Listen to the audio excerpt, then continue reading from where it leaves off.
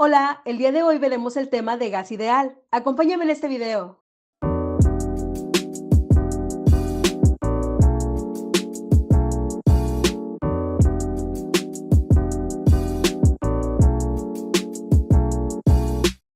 Primero que nada veamos qué es un gas ideal.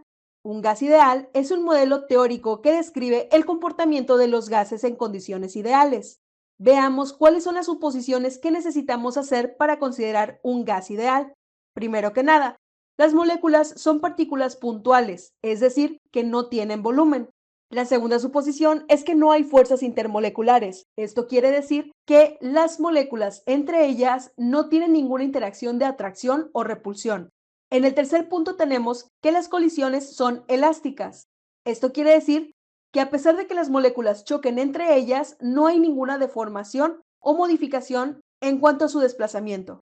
La última de las suposiciones es que el movimiento de las moléculas es aleatorio. Normalmente podemos suponer que este tipo de situaciones se ven cuando un gas se somete a altas temperaturas y a bajas presiones.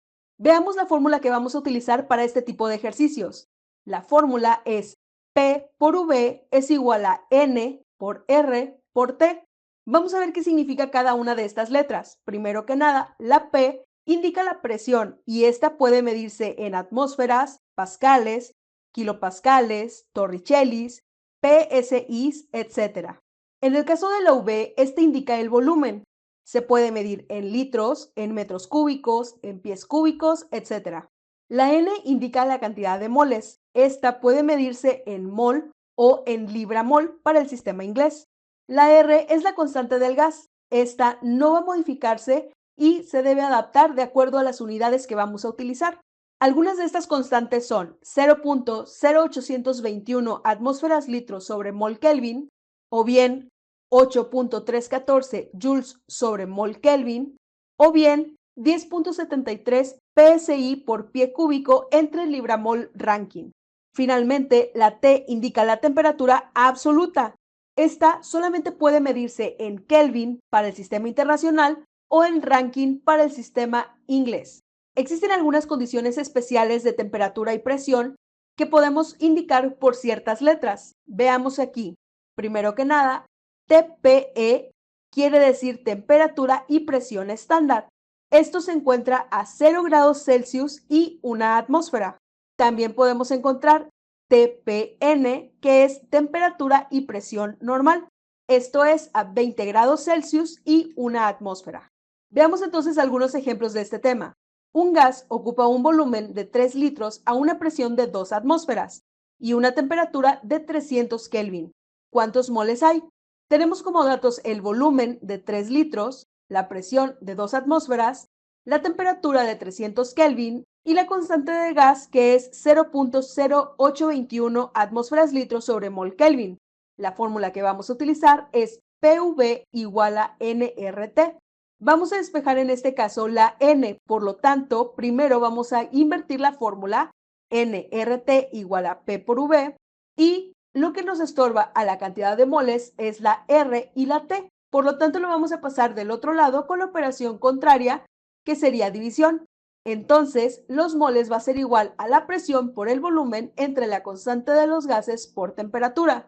Sustituimos valores. Moles es igual a 2 atmósferas por 3 litros entre 0.0821 atmósferas litros sobre mol Kelvin por 300 Kelvin. En el procedimiento hacemos las multiplicaciones. Moles es igual a 6 entre 24.81, dando como resultado que los moles son 0.242 mol. Veamos otro ejemplo. Si 0.5 moles de un gas ideal ocupan 10 litros a una atmósfera, ¿cuál es la temperatura del gas? Los datos que tenemos son la cantidad de moles de 0.5 mol, el volumen de 10 litros, la presión de una atmósfera y la constante de gas que es 0.0821 atmósferas litros sobre mol Kelvin. La fórmula es presión por volumen igual a moles por constante del gas por temperatura. Vamos a despejar. Volvemos a invertir la ecuación, nRT igual a P por V, y en este caso lo que le estorba la temperatura son la cantidad de moles y la constante del gas, que vamos a pasar del otro lado con la operación contraria que sería la división. Entonces, la temperatura es igual a la presión por el volumen entre la cantidad de moles por la constante de gas. Sustituimos valores. La temperatura es igual a una atmósfera por 10 litros entre 0.5 mol por 0.0821 atmósferas litros sobre mol Kelvin.